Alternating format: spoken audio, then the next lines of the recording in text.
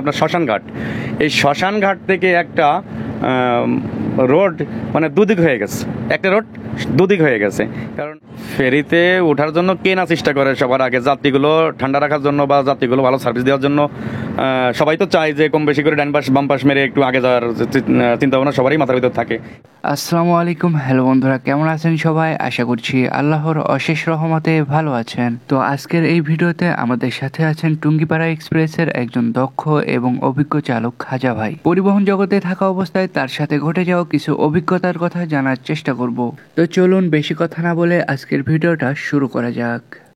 আসসালামু আলাইকুম ভাই, কি অবস্থা, কেমন আছেন? ওয়ালাইকুম আসসালাম, ভালো আছি খুব।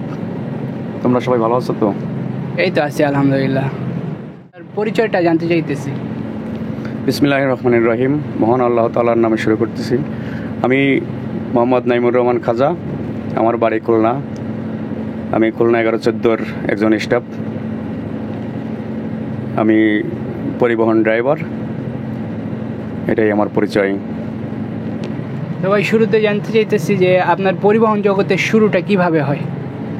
আসলে আমি দীর্ঘদিন ছোটো গাড়ির সাথে সংযুক্ত থাকি। তারপরে প্রায় 10-11 বছর ধরে আমার নিজের ব্যক্তিগত গাড়ি ছিল, আমি সেটা দিয়ে রেন্টে কারে ড্রাইভ করি, প্লাস ভাড়া খাটি। আর তারপরে আমি চিন্তা করলাম যে একটু বড় গাড়ির দিকে আমার আসলে একটু নজর চলে গেল। আমারও ভাই বন্ধু ফ্রেন্ড সার্কেল সবই বড় গাড়ি চালাই, তা আমারও আসলে ওই সময়টাই মানে বড় গাড়ির দিকে একটু আসলো। তখন আমার এক আঙ্কেল ছিল, নাম মোকাইমুল্লাহ, উনি হানিফ পরিবহনের একজন সিনিয়র ড্রাইভার। ওনার সাথে কথা বললাম, উনি কথা বলার পরে বললো ঠিক আছে তাহলে তুমি করো, আমার সাথে যোগাযোগ করো। এইভাবে মোটামুটি যোগাযোগ করে ওনার কাছ থেকে আমি হাতটা ক্লিয়ার করি।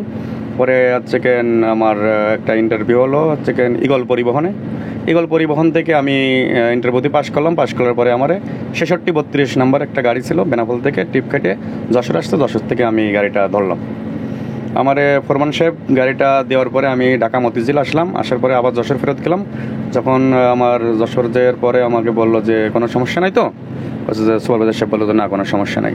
আসলে তখন থেকে আমি ঈগল পরিবহনের আমি চান্স পেয়ে গেলাম। সেই থেকে আমার জীবনে পরিবহনে আসা এবং শুরু। আপনার জীবনে সর্বপ্রথম পরিবহন ঈগল? সর্বপ্রথমই পরিবহনে ঈগল পরিবহন। তো ভাই পরিবহন জগতে প্রত্যেকটা ড্রাইভারেরই একজন না একজন ওস্তাদ থাকে, তো আপনার ওস্তাদ সম্পর্কে জানতে চাইতেছি। আসলে ওস্তাদ, আমি তো ছোট থেকে আমি ছোট গাড়ি চালাই। এরপরে আস্তে আস্তে প্রায় ভালো চিন্তা ভাবনা করে দেখলাম পরিবহনে ভালো একটা আছে। তা আমি আমার একটা আঙ্কেল বললাম তো, যে একটা আঙ্কেল ছিল, সে মোকাইমুল্লাহ হানিফ পরিবহনের একজন সিনিয়র ড্রাইভার। তার সাথে কথা বলে তার থেকে আমি আসলে হাতটা ক্লিয়ার করেছি।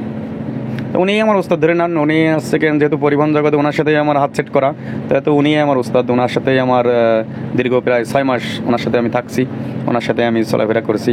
উনি আমার ওস্তাদ। তো তিনি বর্তমানে কি গাড়ি চালাইতেছেন নাকি বর্তমানে অন্য কিছু করেন? না, উনি তো আল্লাহ ওনাকে তিনি মৃত্যুবরণ করেছে এবং আল্লাহ তাকে বেহেশত নসিব করুক। সে আজ থেকে প্রায় আরও 9-10 বছর আগে, 10 বছর হয়ে গেছে, প্রায় 9.5-10 বছর হয়ে গেছে তিনি মারা গেছেন। তেনাকে আল্লাহ বেহেশত নসিব করুক। তো ভাই আপনার পরিবহন জগতের শুরু থেকে নিয়ে এই যে বর্তমান সময় পর্যন্ত মোট কয়টা ব্যানারের বাস চালিয়েছেন? আমি হাতে গুনে বললে তো অনেকগুলো, কিন্তু আমি 8টা গাড়ির নাম বলবো। সে 8টা গাড়ি আমার ফেভারেট এবং 8টা গাড়ি আমি চালাইছি, খুব ভালো সার্ভিস পাইছি। তাদের সাথে আমি এখন পর্যন্ত ভালো সম্পর্ক আমার আছে। আমি 8টা ব্যানারের সাথেই সংযুক্ত ছিলাম ভাই। কি কি ব্যানার একটু যদি নাম?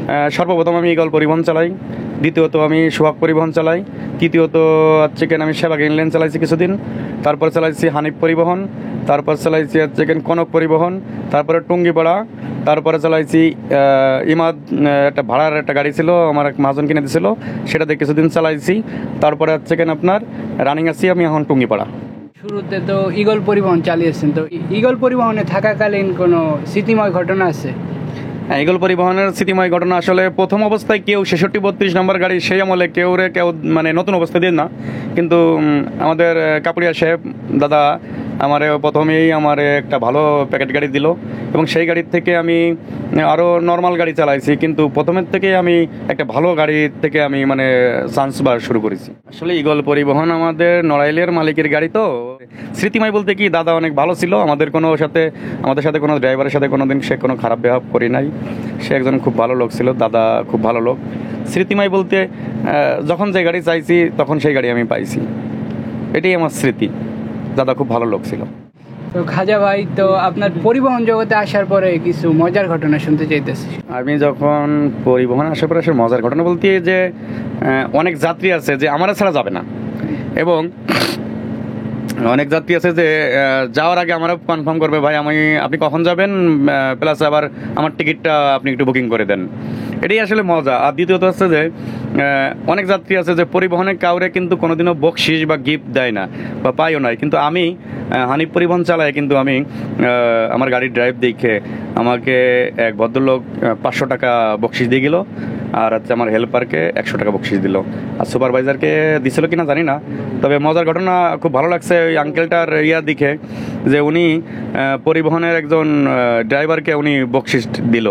এটি আসলে একটা মজার ব্যাপার, যে এই সমস্ত যাত্রী বা এই সমস্ত গাড়ির ড্রাইভারদের মানে খুব ভালোবাসে বা ভালো জানে তারা, এটাই আসলে মজার ব্যাপার।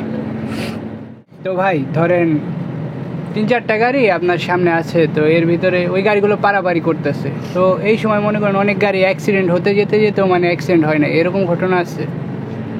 আমরা ঘাট থেকে একসাথে 6টা গাড়ি উঠলাম।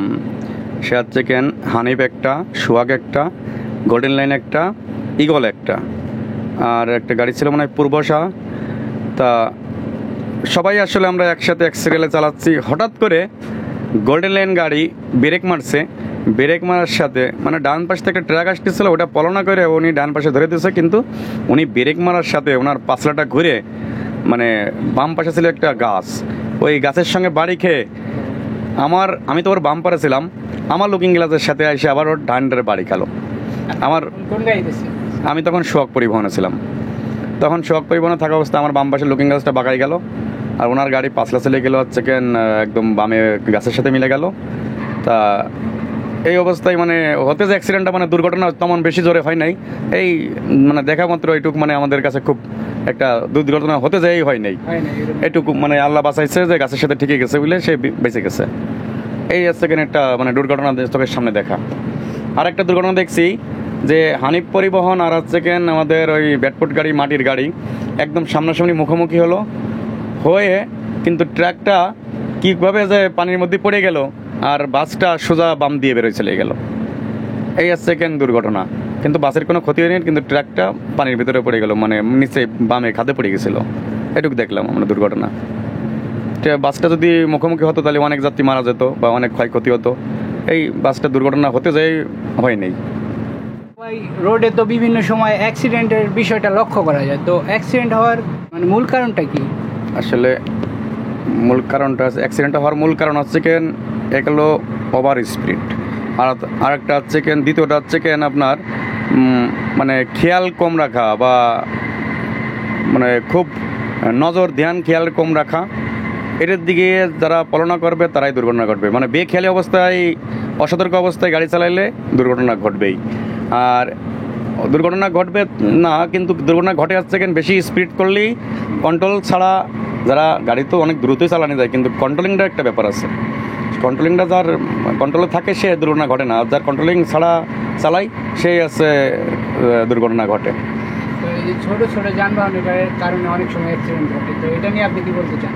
আসলে ছোট ছোট গাড়ির ব্যাপারটাই যে কেন ওরা তো ম্যাক্সিমাম টাইম আছে শহর এলাকায় ড্রাইভ করে, কিন্তু যখন লং রুটে যায় ওরা আসলে একটা বড় গাড়ি যখন লাইট দেয় বা হর্ন দেয় ওরা সাইড দিতে চায় না, তখন বড় গাড়ির তো আসলে দ্রুত স্পিডে চলে, কিন্তু ওরা যে ডাইনি ইন্ডিকেটার দিলে কি হয় বা হেড দিলে যে কি করতে হয় আসলে এই বিষয়টা ওরা বোঝে না। কিন্তু ওরা তো ছোটো গাড়ি চালায়, শহর এলাকায় ড্রাইভ করে, লং রুটের কম বোঝে, সিস্টেমটা কম বোঝে, বা এই জন্যই আছে দুর্ঘটনা বেশি ঘটে। কারণ ছোটো গাড়ির ব্যাপারটা সম্পূর্ণ, বড় গাড়ির ব্যাপারটা সম্পূর্ণ ভিন্ন। বড় গাড়ি ড্রাইভ করা খুব ক্রিটিক্যাল ব্যাপার, খুব টাফ ব্যাপার। আর ছোটো গাড়ি তো অনেকজনেই ড্রাইভ করতে পারে, কারণ ওটা অটো গাড়ি থাকে। অটো গাড়ির ব্যাপারটা হচ্ছে ক্লাচ ব্রেক নাই, ওটা শুধু অ্যাক্সিলেটার ব্রেক। ও গাড়ি তো সবাই ড্রাইভ করতে পারে, ও গাড়িটার ব্যাপারটার আপনার বড় গাড়ির ব্যাপারটা সম্পূর্ণ ভিন্ন। আচ্ছা ভাই, আপনি মনে করেন আপনার মতো করে গাড়ি চালাচ্ছেন, এখন কিছু যাত্রী বলতেছে যে গাড়ি আস্তে চালাচ্ছেন কেন বা গাড়ি জোরে চালাচ্ছেন কেন, তো এই বিষয় নিয়ে আপনি কি বলতে চান? আসলে যাত্রী তো অনেক ধরনের যাত্রী থাকে। যার দ্রুত যাওয়ার দরকার সে বলবে ভাই গাড়িটা জোরে চালান, আর যার মনে করেন যে দ্রুত যাওয়ার দরকার নাই, সে নিরিবিলি ঘরে পৌঁছাতে পারলে সে খুশি, সেই বলবো যে ড্রাইভার সাহেব আপনি আপনার মতো সুন্দর পরিবেশ করে চালান। এখন আস্তে চালানোর বিষয়টা, রোড জ্যাম বিজি থাকে, অনেক সময় অনেকজনের অনেক কথাই বলে, কিন্তু রোডের ব্যাপার হচ্ছে রোডের সাথে তাল মিলিয়ে চলতে হয়। রোড জ্যাম থাকলে গাড়ি তো আসতেই চলবে, আর গাড়ি কখনো ড্রাইভারের গতিতে চলে না, গাড়ি গাড়ির গতিতে চলে, গাড়ি রোডের গতিতে চলে। এই বিষয়টা নিয়ে আর বলার কিছু নাই, কারণ দ্রুত যাওয়ার রাস্তা দ্রুত যায়, আর স্লো যাওয়ার রাস্তা স্লো গাড়ি যায়। এটা নিয়ে কোনো যাত্রীর মতামত বলে কোনো কথা হবে না। কথা হবে হচ্ছে যে রোডের ব্যাপার নিয়ে, রোডে যেমন ফ্রি থাকবে গাড়ি তেমন চলবে। আচ্ছা ভাই, তো আপনি তো বর্তমানে অশোক লেল্যান্ড ব্র্যান্ডের গাড়ি চালাইতেছেন, অতীতে আপনি হিনো 1J মডেলের গাড়ি চালিয়েছেন, তো এই দুইটা ব্র্যান্ডের মধ্যে পার্থক্যটা জানতে চাইতেছি। আসলে 1J গাড়ি তো জাপানি গাড়ি, ওর সাথে তুলনা করা যাবে না। আর অশোক লেল্যান্ড সে হচ্ছে একটা নন ব্র্যান্ডের গাড়ি। তবে অশোক লেল্যান্ডের যে বর্তমান যে গাড়িটা আমি চালাই 11 মিটার প্রাইম, এই গাড়িটার হচ্ছে আপনার এয়ার ব্যাগ সিস্টেম, পিছনে সামনে পাতি। এর একটাই সমস্যা, সেটা হচ্ছে যে ইঞ্জিনটা একটু স্লো, রেস কম ওঠে, মানে রেসটা একটু স্লো ওঠে। আর আপনার 1J গাড়ি ওটা জাপানি গাড়ি, ওটা কারেন্ট পিকআপের গাড়ি, ওটা পাতির গাড়ি, ওটা হচ্ছে কারেন্ট পিকআপের গাড়ি, এবং ও গাড়ির সিসি বেশি ও গাড়ি। আর এই অশোক লেল্যান্ডের গাড়ি, 1J গাড়ির অশোক লেল্যান্ডের গাড়ি হচ্ছে ডিফারেন্স আছে। 1J হচ্ছে আপনার প্রায় 6000 সিসির গাড়ি, আর হচ্ছে আপনার 2000 সিসির গাড়ি, 1000 হয়তো 800 সিসির গাড়ি। এই জন্য হচ্ছে ডিস্টেন্সটা এখানে, আর অনেক দামও অনেক কম বেশি। অশোক লেল্যান্ডের গাড়ি খারাপ না, অশোক লেল্যান্ডের গাড়িও ভালো, কিন্তু মানে সার্ভিসের দিকে দিয়ে 1J গাড়ি জাপানি গাড়ি ভালো। তো বৃষ্টির মধ্যে কোনটা আপনি ভালো বলবেন? হ্যাঁ, বৃষ্টির মধ্যে তো অবশ্যই আমি অশোক লেল্যান্ডের গাড়িটা সাপোর্ট করবো, সে মাটি কামড়ায় চলে। আর 1J গাড়ি জাপানি গাড়ি, ওটা হচ্ছে মাটিতে ভাসে, পানিতে ভাসে, ওটা হচ্ছে ব্রেক মারলে পাঁচলা ঘুরে যায়। অনেক সময় খুব স্লো ড্রাইভ করতে হয়, কারণ রাস্তা ভিজে থাকলে কাদা থাকলে একটু স্লো ড্রাইভ করতে হয়, কারণ ওটা দিয়ে রিস্ক নেওয়া যাবে না, ব্রেক মারলেই পাঁচলা ঘুরে যাবে, যে কোনো সময় দুর্ঘটনা করতে পারে। অশোক লেল্যান্ডের গাড়ি 70, 80, 100 চালানি দেবে, পানিতে কোনো সমস্যা না, কারণ ওটার হচ্ছে রাস্তায় ইয়ে করে না, পাঁচলা ঘরে না, কিন্তু একটু সাবধানে ব্রেক মারতে হবে, যে দূরত্বটা বজায় রেখে ব্রেক মারতে হবে, এটাই। তো ভাই আরেকটা বিষয় জানতে চাইতেছি, যেহেতু আপনি আগে দূরপাল্লা রোডের ঘাট হয়ে গাড়ি চালিয়েছেন, তো এর ভিতরে অনেক সময় রাতেও তো ট্রিপ পড়েছে না, রাতের ট্রিপে যাওয়া লাগছে, তো অনেক সময় রাতে চিন্তায় বা ডাকাতের যে ঘটনাগুলো ঘটে, এরকম কোনো ঘটনা ঘটছে আপনার সাথে? এরকম ঘটনা বলতে, আমি যখন ঘাটে চালাইছি তখন আমি সোহাগ পরিবহন বা হানিফ পরিবহন দুটো গাড়ি বেশি আমি ঘাটে চালাইছি। তবে সোহাগ পরিবহনের একটা ঘটনা ঘটছিল, মাগুরার থেকে দুজন লোক উঠছিল প্রথমে টার্মিনাল থেকে, এরপরে আমার মধুখালীর থেকে উঠছিল 3 জন, এই টোটাল 5 জন লোক আমার ফরিদপুর, ওটার বলে হচ্ছে রাজবাড়ির মোড়।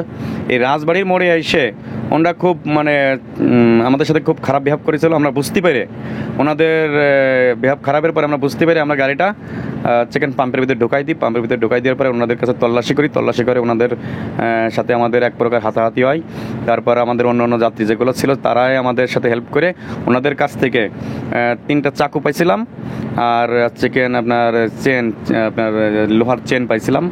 ও দিয়ে আমাদের সাথে খুব সম্ভব অ্যাটাক করতো ঘাটে যাওয়ার আগে, এরকম একটা পরিকল্পনা ছিল, কিন্তু আমরা এটা বুঝতে পারার শর্তে আমার সুপারভাইজার খুব ট্যালেন্ট ছিল, তার কারণে আমরা হয়তো ওই ঘটনা থেকে বেঁচে গেছিলাম। রাস্তাঘাটে অনেক সময় রাতের বেলা প্যারানর্মাল যে ঘটনা, ভৌতিক ঘটনা ঘটে থাকে, এরকম কোনো ঘটনা ঘটছে কোনো সময় আপনার সাথে?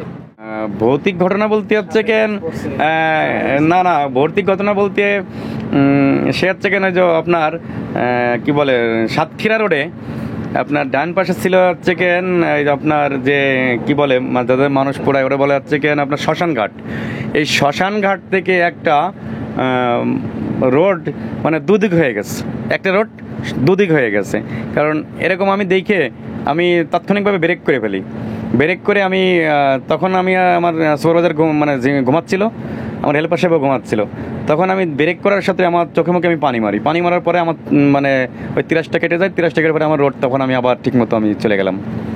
আমি এইটুক ভিতরে একটা ঘটনা মানে আমার চোখে ভাসে উঠলো। ফেরিতে আগে ওঠার জন্য অনেক সময় পারাবাড়ি করা লাগে, মানে ওই সময় করা লাগতো, তো এরকম কোনো ঘটনা আছে? যেমন সোহাগ পরিবহনের গাড়ি আছে কেন বান্দা ছিল 80-তে, আমি তখন হানিফ চালাই। হানিফের গাড়ি আনলিমিটেড। তা হানিফের যে গাড়িটা চালাতাম 2708, ওই গাড়ি নিয়ে আমি সোহাগের প্রায় 4-5টা গাড়ি ঘাট থেকে মানে ঘাটের আগে আমি ওভারটেক করে আমি তাদের আগে চলে গেছি। এবং ঘাটে যেয়ে আমি দুটো গাড়ি পেলাম, একটা হচ্ছে ইগল পরিবহন আর একটা হচ্ছে গোল্ডেন লাইন। ওদের সাথে খুব ড্যান বাম করে আমি তাদের আগে চলে আমি ঘাটে দাঁড়াইছি। এই হচ্ছে পাড়াপাড়ি। ফেরিতে ওঠার জন্য কেনা চেষ্টা করে সবার আগে, যাত্রীগুলো ঠান্ডা রাখার জন্য বা যাত্রীগুলো ভালো সার্ভিস দেওয়ার জন্য। সবাই তো চায় যে কম বেশি করে ডান পাশ বাম পাশ মেরে একটু আগে যাওয়ার চিন্তা ভাবনা সবারই মাথার ভিতর থাকে। কেউ পারে কেউ পারে না। আসলে অনেক সময় হয়েছে আমরা কিছু আমাদের যে ব্যানারের ড্রাইভার আছে ওদের সাথে একটা কম্বিনেশন করি, আমরা সবাই একসাথে মানে এক জায়গায় করার জন্য গাড়িগুলো বা একটু আগে যাওয়ার জন্য গাড়িগুলো আমরা নেওয়ার জন্য আমরা একটু গ্যাপ তৈরি করি বা জায়গা রেখে আরেকটা গাড়ি ঢোকানোর জন্য চেষ্টা করি। এইভাবে আসলে আমরা ঘাটগুলো মানে ঘাটের গাড়িগুলো চালাইছি। তো বর্তমানে তো অশোক লেল্যান্ডের গাড়ি চালাচ্ছেন, তো ভবিষ্যতে হুন্ডাই বা স্কেনিয়া ব্র্যান্ডের গাড়ি চালানোর ইচ্ছা আছে নাকি, যদি বলতেন? আসলে কে না চাই যে একটু ভালো গাড়ি চালানোর। অশোক লেল্যান্ড গাড়ি চালাই তাই বলে কি আমি ভালো ড্রাইভার না? আমি ইচ্ছা করলে আমি হোন্ডাই গাড়ি চালাতে পারবো বা আপনার স্ক্যানিয়া গাড়ি চালাতে পারবো। স্ক্যানিয়া চালাতে গেলেও যদি বা একটু ট্রেনিং দেওয়ার করা হয়, যেহেতু ওটা আপনার সব কিছু ইলেকট্রিক সিস্টেম, ওটা একটু অন্য টাইপের গাড়ি, কারণ ওটা একটু চোখ কান খোলা রাখতে হয়। আর যারা একটু কোনো মানে লেখাপড়া জানে তাদের জন্য আরও বেস্ট, কারণ ওটা ইংলিশেই অনেক ড্যাশবোর্ডে যে ইয়াগুলো আছে পার্টসপাতিগুলো আছে সবগুলোর নামই ইংলিশেই ওঠে এবং প্রত্যেকটা পার্টসের নাম ইংরেজিতেই মানে লেখা। তো সেক্ষেত্রে যদি একটা ড্রাইভার যদি এসএসসি পাস হয় বা ইন্টার পাস হয়, সেক্ষেত্রে তার জন্য স্ক্যানিয়া গাড়ি চালাতে অনেক সুবিধা বা ভালো। তো আমিও চাই যে আমি স্ক্যানিয়া গাড়ি চালাবো বা হোন্ডাই গাড়ি চালাবো। বাংলাদেশে আরও ভালো ভালো ব্র্যান্ডের গাড়ি আসতেছে, সেগুলো গাড়ি তো আমরা চালানোর ইচ্ছুক বা চালাইতে চাই। তো খাজা ভাই, বর্তমানে তো টুঙ্গিপাড়া এক্সপ্রেসে আছেন, তো টুঙ্গিপাড়া এক্সপ্রেস সম্পর্কে কিছু জানতে চাইতেছি। আসলে টুঙ্গিপাড়ার আর কোনো বিকল্প নয়। টুঙ্গিপাড়ায় একটা বেস্ট ব্যানার, কারণ এখানে যে কর্মকর্তারা আছেন খুবই ভালো। বিশেষ করে আমাদের যে ম্যানেজমেন্টের দায়িত্ব আছেন আমাদের এমডি স্যার, তিনি খুব ভালো মনের একটা মানুষ, খুব নরম মনের একটা মানুষ। তার কোনো বিকল্প নাই। আসলে অনেক স্টাফ অনেক সময় অন্যায় করে বা অন্যায় করেও যদি কোনো মানে ক্ষয়ক্ষতি করে ফেলায়, যদি তার কাছে যে বলে বা তার কাছে যে রিকোয়েস্ট করে, তাহলে সে কিন্তু তারা মাফ করে দেয় বা ছাড় দিয়ে দেয়। সেই ক্ষেত্রে টুঙ্গিপাড়ার যে কর্মকর্তাগুলো আছেন, সেই দিকে দিয়ে বিবেচনা করলে টুঙ্গিপাড়ার ব্যানার বা টুঙ্গিপাড়ার কর্মকর্তারা মিলে সবই তো আসলে ভালো, কোনো আমি খারাপ পাই নেই। সবই আমাদের কর্মকর্তা সাহেবরা খুবই ভালো, আর স্টাফরাও মানে খারাপ না। ড্রাইভার, হেল্পার, সুপারভাইজার এরাও খুব ভালো সার্ভিস দেয়। টুঙ্গিপাড়া আসলে বেস্ট একটা ব্যানার, খুব সুন্দর। আমি চালাই তা না, আমারও যাত্রী যে খুব ভালো ভালো যাত্রী আছে তারা টুঙ্গিপাড়াকে পছন্দ করে। টুঙ্গিপাড়াই বেস্ট। আপনার কাছে একটা প্রশ্ন, তো বাসলাবাদদের সম্পর্কে আপনি কি বলতে চান? আসলে টুঙ্গিপাড়ার কথা কিছুক্ষণ আগে বললাম, আর বাসলাবারদের কথা কি বলবো। বাসলাবাদ তোমার ভাই ব্রাদারি। বাসলাবারের সাথে রাস্তায় দেখা হলে বা এই যে যখন একটু ক্যামেরা ধরে তখন আমরা আবার ডিপার মারি, তারপরে হচ্ছে তাদের সাথে একটু কথা বলার জন্য চেষ্টা করি। কিন্তু কিছু সময় পারি, কিছু সময় হয়তো পারি না। অনেক সময় অনেক ভালো ভিআইপি যাত্রী থাকে, একদিকে বিবেচনা করি। আসলে যখন ঘাটে হোক বা স্ট্যান্ডে হোক তাদের সাথে যখন দেখা হয়, তাদের সাথে তো আসলে একটা সম্পর্ক হচ্ছে মায়ের পেটের ভাইয়ের মতো তাদের সাথে সম্পর্ক। তারাই আমাদের উৎসাহ দেয় বা তারা আমাদের সাথে দীর্ঘদিন এই বাসলাবারিং করে আমাদের আসলে কোম্পানির সুনামও অর্জন করে, এবং একটা ড্রাইভারকে বা একটা গাড়িকে তারাই তো মানে উৎসর্গ করে বা উৎসাহ দিয়ে তারা গাড়িটা ভালো সার্ভিস দেওয়ার জন্য চেষ্টা করে। বাসলাবাদদের ব্যাপারে বলতে গেলে আসলে অনেক সুনাম ক্ষতি হয়, কিন্তু বাসলাবাদ তো বাসলাবাদ ছাড়া তো আর আসলে ভালো রোডের গাড়ি কোনটা যে ভালো কোনটা যে খারাপ, একমাত্র বাসলাবাদরাই আসলে এটা বিবেচনা করে রোডে সার্ভিস দিতে পারে। বাসলাবাদদের বিষয়টা হয়েছে যে ওরা ইচ্ছা করলেই একটা গাড়িরে খুব পরিচিত করে উপর থেকে নিচের থেকে উপরে উঠাই দিতে পারে। আর কি বলবো, বাসলাবাদ তো বাসলাবাড়ি, ওরা বেস্ট, অল দ্য বেস্ট। তো ভাই, যাত্রীদের উদ্দেশ্যে আর কিছু বলতে চান? যাত্রীদের উদ্দেশ্যে আমার একটাই বলার উদ্দেশ্য যে যাত্রী ভাইয়েরা আমাদের হেল্পার, ড্রাইভার, সুপারভাইজার এদের সাথে খারাপ আচরণ করবেন না। এরাও মানুষ, এরাও কোনো না কোনো মায়ের সন্তান। এদের সাথে খারাপ আচরণ করলে এরাও কষ্ট পায়, আপনারাও কষ্ট করে আসেন যান। একটা গাড়িতে ওঠেন যখন, নামার সময় আপনারা যদিও একটু কষ্ট করে উঠতে হয়, নামতে হয় কষ্ট করে, তবে স্টাফদের সাথে খারাপ আচরণ করেন না। স্টাফরা ও মানুষ, আপনারাও মানুষ, তাদের সাথে ভালো আচরণ করলে তারাও ভালো থাকবে, আপনারাও ভালো থাকবেন। ধন্যবাদ। তো ভাই আজকের মতো ভিডিওটা শেষ করছি। এতক্ষণ আমাদের সাথে থাকার জন্য অসংখ্য অসংখ্য ধন্যবাদ। তো আমাদের ভিডিওটি যারা দেখতেছেন তাদেরকে অসংখ্য অসংখ্য ধন্যবাদ জানাই, যারা আমাদের সাথে আছেন। তো আজকের মতো ভিডিওটি শেষ করতেছি। সকলে ভালো থাকবেন, সুস্থ থাকবেন। আল্লাহ হাফেজ।